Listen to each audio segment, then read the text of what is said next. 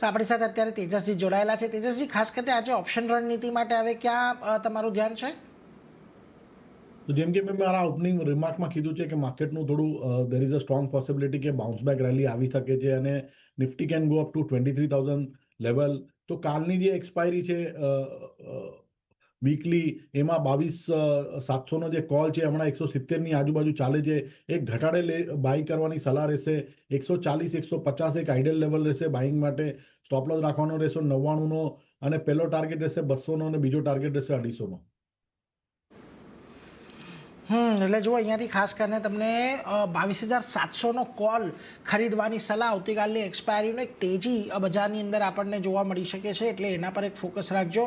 200થી 250નો target છે. 140થી 150ની રેન્જમાં ખરીદી કરજો. 99નો એક સ્ટોપ લોસ તમારે અહીંયાથી રાખવાનો છે. એટલે નિફ્ટીના 22,700ના કોલ પર તમે અહીંયાથી ફોકસ રાખી શકો છો. થોડુંક આપણને ધ્યાન રાખવાનું રહેશે. આજના દિવસે એક સારી તેજી અહીંયાથી કદાચ આપણને નિફ્ટીમાં જે રિકવરીની વાત છે એ આવતી જોવા મળે તો આ કોલમાં પણ આપણને ઉછાળો મળશે, એટલે એના પર એક ધ્યાન રાખીશું.